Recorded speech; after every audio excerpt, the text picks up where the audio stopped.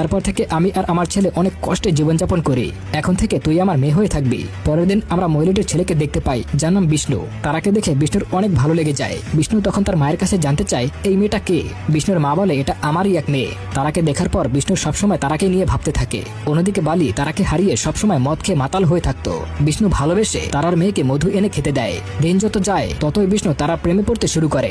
এদিকে বিভা কোনো এক মাধ্যম থেকে জানতে পারে সে জেলে থাকাকালীন সময় তার বাবা তার বউয়ের উপর খারাপ কাজ করতে চেয়েছে। বিভা রেগে মেগে সুমির কাছ থেকে জানতে চায় এটা সত্য কিনা। সুমি কাঁদতে কাঁদতে হ্যাঁ বলে দেয়। বিভা রেগে যায় এবং একটা কুঠার নিয়ে তার বাবাকে মারতে বের হয়। বিভার হাতে কুঠার দেখে তার বাবা ভয় পেয়ে যায় এবং পালাতে শুরু করে। বিভাও তার বাবাকে মারার জন্য পিছু করে। একসময় গঙ্গাধর মাটিতে পড়ে যায়। সে বলে বাবা আমার অনেক বড় ভুল হয়ে গেছে, তুই আজকে আমাকে জানে মারিস না, এবারের মতো তুই আমাকে মাফ করে দে। কিন্তু বিভা তার বাবাকে এক কোপে মেরে ফেলে। এদিকে তারা বিষ্ণুদের বাড়িতে বেশ ভালোভাবে মানিয়ে নিয়েছে। সে সারাদিন বিষ্ণুর সাথে কাজে সাহায্য করে, আর যেটুকু সময় পায় সেটুকু সময় বিষ্ণুর কাছে পড়াশোনা করে। এখানে তারা দিন খুবই ভালো কাটছিল। এরপরে বিষ্ণু তার মায়ের কাছে এসে বলে মা আমি তারাকে খুব ভালোবাসি, আমি তারাকে বিয়ে করতে চাই। এটা শুনে বিষ্ণুর মা অনেক খুশি হয়ে যায়। সে বিষ্ণুর সঙ্গে তারার বিয়ে দিতে চায়। বিষ্ণুর মা তখন তারাকে এটা বললে তারা বলে আমি বিষ্ণু ভাইয়াকে অনেক সম্মান করি, আমি বিষ্ণুকে বিয়ে করতে পারবো না। আমি জীবনে ভালোবেসে একজনকে বিয়ে করেছি, আর সে হচ্ছে বালি। আমি বালিকে ছাড়া অন্য কাউকে আমার মনে জায়গা দিতে পারবো না। এদিকে দেখা যায় বাবাকে খুন করার অপরাধে বিবার 12 বছরের জেল হয়েছে। বিবা সুমির জীবনে কষ্টের বন্যা নেমে আসে।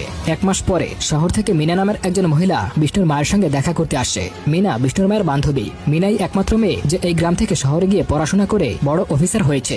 সে তখন তাদের সাথে কথা বলে জানতে পারে তারাকে মিথ্যা অপবাদ দিয়ে গ্রাম থেকে বের করে দেওয়া হয়েছে। মিনা তখন বলে এই বাচ্চাটা কার সেটা ডিএনএ টেস্ট করলেই বোঝা যাবে বাচ্চাটা বালির নাকি বাবা নায়ার। ডিএনএ টেস্টে মা ও বাবার রক্ত এবং বাচ্চার রক্ত নিয়ে ডিএনএ টেস্ট করা হয়। যদি মা ও বাবার ডিএনএর সাথে বাচ্চার ডিএনএ মিলে যায় তাহলে এই বাচ্চাটা তাদের, আর যদি না মেলে তাহলে এই বাচ্চাটা তাদের নয়। মিনা বলে আমি টেস্ট করে প্রমাণ করে দেবো কে মিথ্যা বলছে আর কে সত্য। এটা শুনে বিষ্ণুর মা তারা ও বিষ্ণু অনেক বেশি খুশি হয়ে যায়। মিনা শহর থেকে ডাক্তার এনে তারা ও তারার মেয়ে রক্ত নেয়। এবার দরকার বালির রক্ত। মিনা বালির কাছে এসে তারাকে বলে আমরা তোমার ডিএনএ পরীক্ষা করব, তারার পেটে বাচ্চা তোমার নাকি অন্য কারো সেটা জানার জন্য। বালি তখন রাজি হয়ে যায়। তাদের তিনজনের রক্তের ডিএনএ শহরের বড় একটা হাসপাতালে পরীক্ষা করা হয়। পরীক্ষা শেষে মিনা রিপোর্ট নিয়ে গ্রামে আসে বাচ্চাটা কার সেটা বলার জন্য। মিনা বলে সমস্ত রিপোর্ট প্রমাণ করছে বাচ্চাটা বালি এবং তারার। বালি তখন তার ভুল বুঝতে পারে এবং বুঝতে পারে তারা তাকে ঠকায়নি। বালি তখন তারাকে বলে চলো তাহলে বাড়ি চলো, আমরা আবারও সুখে শান্তিতে বসবাস করব।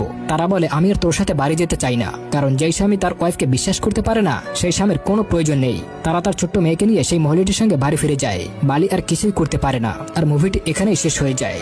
আসলে অন্যের কথায় নিজের প্রিয় মানুষদেরকে ভুল বুঝতে নেই। প্রিয় মানুষগুলোর প্রতি বিশ্বাস রাখতে হয় আকাশচুম্বী। বিশ্বাস এবং ভরসা মিলেই হয় ভালোবাসা। তো বন্ধুরা আজকের এই গল্পটি আপনার